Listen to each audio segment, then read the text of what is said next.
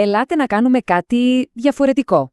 Ένα πείραμα σκέψης. Θα ταξιδέψουμε στο μέλλον σε μια οικονομική κρίση που, εντάξει, δεν έχει γίνει ακόμα, αλλά οι σπόροι της μπορεί να μπαίνουν ακριβώς τώρα.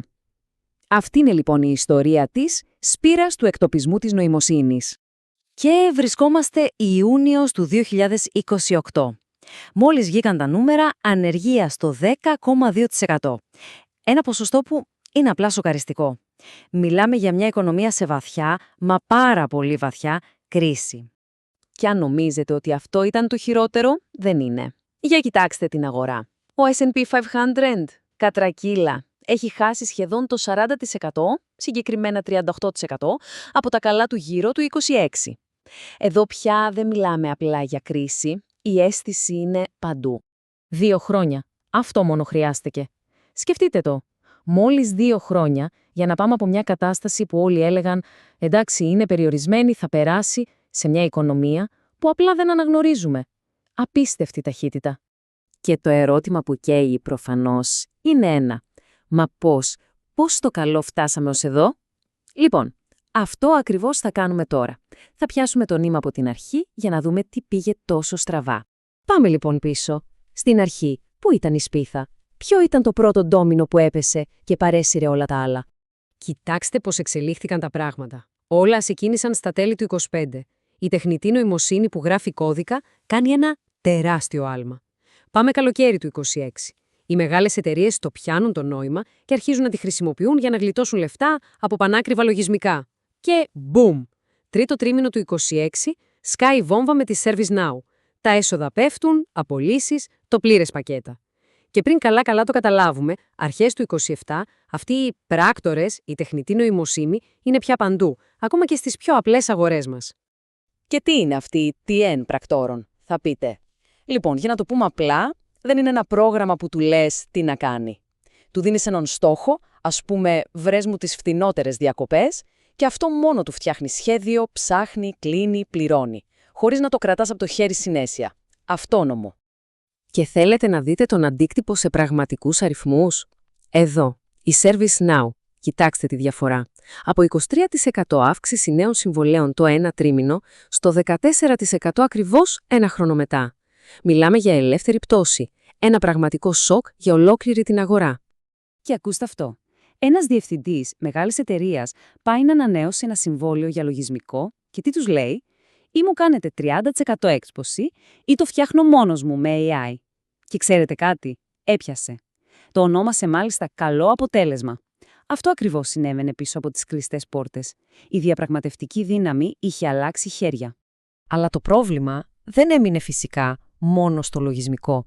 Η φωτιά άρχισε να εξαπλώνεται και έφτασε στην καθημερινή οικονομία, στην τσέπη όλων μας. Γιατί η τεχνητή νοημοσύνη άρχισε να εξαφανίζει αυτό που λέμε τριβή. Και τι εννοούμε τριβή? Σκεφτείτε το. Πόσοι κλάδοι βασίζονταν στη βαρεμάρα μας, στην έλλειψη χρόνου, στο ότι δεν ξέραμε την καλύτερη επιλογή? Πλατφόρμες για ταξίδια, ανανέωσεις ασφαλείων, οικονομικές συμβουλές, μεσίτες, συνδρομές που ξεχνάμε, μέχρι και το delivery του φαγητού. Όλοι αυτοί οι κλάδοι ξαφνικά βρέθηκαν σε τεράστιο κίνδυνο. Το παράδειγμα της DoorDash τα λέει όλα. Ποιο ήταν το μεγάλο της πλεονέκτημα? Η συνήθεια. Πεινάς, βαριέσαι, ανοίγεις την εφαρμογή που έχεις στην οθόνη σου. Ένας πράκτορας AI όμως δεν έχει αρχική οθόνη, δεν έχει συνήθειες, δεν συμπαθεί καμία μάρκα. Κάθε φορά θα ψάξει ψυχρά και αντικειμενικά την καλύτερη τιμή, τον καλύτερο χρόνο. Η πίστη σε μια μάρκα ξαφνικά δεν είχε καμία αξία. Και κάπως έτσι φτάνουμε στην καρδιά όλου του ζητήματος. Στη μηχανή που γύρισε ανάποδα, στη σπήρα. Πώς δουλεύει αυτό το πράγμα? Είναι μια αλυσίδα, ένας φαύλος κύκλος. Πάμε να τον δούμε βήμα-βήμα. Πρώτον, η τεχνητή νοημοσύνη γίνεται όλο και καλύτερη. Δεύτερον, οι εταιρείες τη χρησιμοποιούν για να αντικαταστήσουν υπαλλήλους και να γλιτώσουν χρήματα. Τρίτον, αυτοί οι άνθρωποι που χάνουν τη δουλειά τους προφανώς ξοδεύουν λιγότερα. Τέταρτον, η ζήτηση στην αγορά πέφτει. Και όταν πέφτει η ζήτηση, οι εταιρείες πιέζονται ακόμα περισσότερο. Πέμπτον, τι κάνουν για να επιβιώσουν? επενδύουν κι άλλα χρήματα σε περισσότερη τεχνητή νοημοσύνη για να ρίξουν κι άλλο το κόστος. Και έκτον, ο κύκλος ξαναρχίζει, αλλά κάθε φορά πιο γρήγορα. Είναι μια μηχανή που τροφοδοτεί τον εαυτό της χωρίς κανένα φρένο. Και εδώ είναι το τρελό της υπόθεσης. Δεν ήταν σαν τις παλιές κρίσεις. Κανονικά, όταν η οικονομία πάει άσχημα, οι επενδύσεις παγώνουν. Εδώ συνέβαινε το αντίθετο. Οι εταιρείες δεν έβαζαν νέα λεφτά στην οικονομία, απλά έπαιρναν τα λεφτά που θα έδιναν για μισθούς και τα έδιναν για τεχνητή νοημοσύνη. Έτσι, ενώ η συνολική οικονομία βούλιαζε, οι επενδύσεις στην TN εκτοξεύονταν. Και όπως γίνεται συνήθως, το πρόβλημα δεν έμεινε μόνο στις δουλειές και τις αγορές. Πολύ γρήγορα μεταπήδησε στον χρηματοπιστωτικό τομέα. Από κίνδυνος για κάποιους κλάδους έγινε συστημικός κίνδυνος, κίνδυνος για όλους. Η στιγμή που όλοι κατάλαβαν ότι τα πράγματα είναι πραγματικά σοβαρά. Ήρθε τον Σεπτέμβρη του 2027 με την είδηση για τη Zendesk, μια μεγάλη εταιρεία λογισμικού που χρεοκοπεί και αποκαλύπτει μια τεράστια μαύρη τρύπα. Τι είχε συμβεί? Οι τράπεζες και τα funds είχαν δανείσει δισεκατομμύρια σε τέτοιες εταιρείες, πιστεύοντας ότι είναι το μέλλον. Μόνο που τώρα το επιχειρηματικό τους μοντέλο κατέρεε. Και τότε όλοι γύρισαν το βλέμμα τους στο μεγαλύτερο τέρας από όλα. Στο επόμενο ντόμινο. Η αγορά ακινήτων. Μιλάμε για στεγαστικά δάνεια αξίας 13 τρισεκατομμυρίων δολαρίων. Μια ολόκληρη αγορά χτισμένη σε μία και μόνο παραδοχή. Ότι οι άνθρωποι με καλές δουλειές γραφείου θα έχουν πάντα σταθερό εισόδημα για να πληρώνουν το δάνειο τους. Ήταν όμως έτσι? Τα νούμερα ήτανε αμήλικτα. Κοιτάξτε τις τιμές των σπιτιών τον Ιούνιο του 2028. Σαν Φρανσίσκο, μείον 11%. Σιάτλ, μείον 9%. Όστιν, μείον 8%. Ποιες πόλεις είναι αυτές? Οι πόλεις της τεχνολογίας. Ακριβώς οι πόλεις όπου οι δουλειές που χάνονταν ήταν οι περισσότερες. Λοιπόν, ας πατήσουμε μια παύση σε αυτό το ζωφερό 2028, ας γυρίσουμε στο σήμερα. Γιατί ας είμαστε ξεκάθαροι, όλο αυτό δεν είναι μια πρόβλεψη του μέλλοντος. Είναι μια προειδοποίηση.